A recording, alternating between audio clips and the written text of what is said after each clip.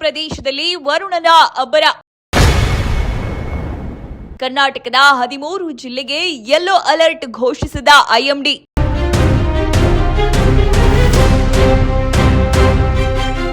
ಈಗಾಗಲೇ ಕೇರಳಗೆ ಮುಂಗಾರು ಮಳೆ ಪ್ರವೇಶಿಸಿದೆ. ಕರ್ನಾಟಕದ ಕರಾವಳಿ ಮತ್ತು ಮಲೆನಾಡಿನಲ್ಲಿ ವರುಣಾರ್ಭಟ ಜೋರಾಗಿದೆ.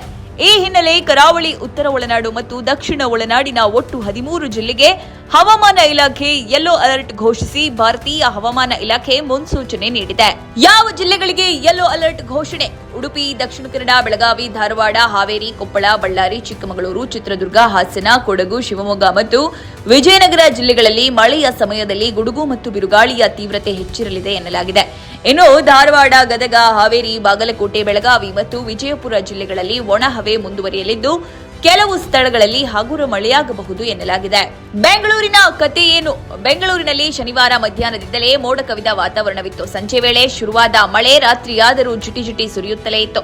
HAL GKVK ಪ್ರದೇಶದಲ್ಲಿ ತಲಾ 30 ಮಿಲಿಮೀಟರ್ ಮಳೆಯಾದರೆ ಬೆಂಗಳೂರಿನ ಕೆಂಪೇಗೌಡ ಅಂತಾರಾಷ್ಟ್ರೀಯ ವಿಮಾನ ನಿಲ್ದಾಣ ಪ್ರದೇಶದಲ್ಲಿ 20 ಮಿಲಿಮೀಟರ್ ಮಳೆಯಾಗಿದೆ. ಉಳಿದಂತೆ ಬೀದರ್, ಬೆಂಗಳೂರಿನ ಹೆಸರಘಟ್ಟ, ಹೊಸಕೋಟೆಯಲ್ಲಿ ತಲಾ 10 ಮಿಲಿಮೀಟರ್ ಮಳೆಯಾಗಿದೆ. ಬೆಂಗಳೂರು ನಗರ, ಬೆಂಗಳೂರು ಗ್ರಾಮಾಂತರ, ಚಾಮರಾಜನಗರ, ಚಿಕ್ಕಬಳ್ಳಾಪುರ, ದಾವಣಗೆರೆ, ಕೋಲಾರ, ಮಂಡ್ಯ, ಮೈಸೂರು, ರಾಮನಗರ ಮತ್ತು ತುಮಕೂರು ಜಿಲ್ಲೆಗಳಲ್ಲಿ ಮೋಡ ಕವಿದ ವಾತಾವರಣದಿಂದ ಕೂಡಿದೆ.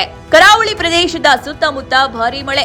ಕರಾವಳಿಯ ಜಿಲ್ಲೆಗಳಲ್ಲಿ ಮುಂಗಾರು ಮಾರುತಗಳ ಆರ್ಭಟ ಜೋರಾಗಿದ್ದು ಈಗಾಗಲೇ ಅಗತ್ಯ ಮುನ್ನೆಚ್ಚರಿಕೆ ಕ್ರಮಗಳನ್ನು ಕೈಗೊಳ್ಳಲಾಗಿದೆ. ದಕ್ಷಿಣ ಕನ್ನಡ ಮತ್ತು ಉಡುಪಿ ಜಿಲ್ಲೆಗಳ ಒಂದೆರಡು ಕಡೆಗಳಲ್ಲಿ ಭಾರೀ ಮಳೆಯಾಗುವ ಸಾಧ್ಯತೆ ಇದೆ. ಇನ್ನು ಉತ್ತರ ಕನ್ನಡ ಜಿಲ್ಲೆಯ ಬಹುತೇಕ ಭಾಗಗಳಲ್ಲಿ ಹಗುರದಿಂದ ಸಾಧಾರಣ ಮಳೆಯಾಗಲಿದೆ. ಮಲೆನಾಡಿನಲ್ಲೂ ವರುಣನ ಅಬ್ಬರ. ಮಲೆನಾಡು ಸೇರಿದಂತೆ ದಕ್ಷಿಣ ಒಳನಾಡಿನ ಜಿಲ್ಲೆಗಳಲ್ಲಿ ಮೋಡ ಕವಿದ ವಾತಾವರಣದೊಂದಿಗೆ ಮಳೆ ಮುಂದುವರಿಯಲಿದೆ.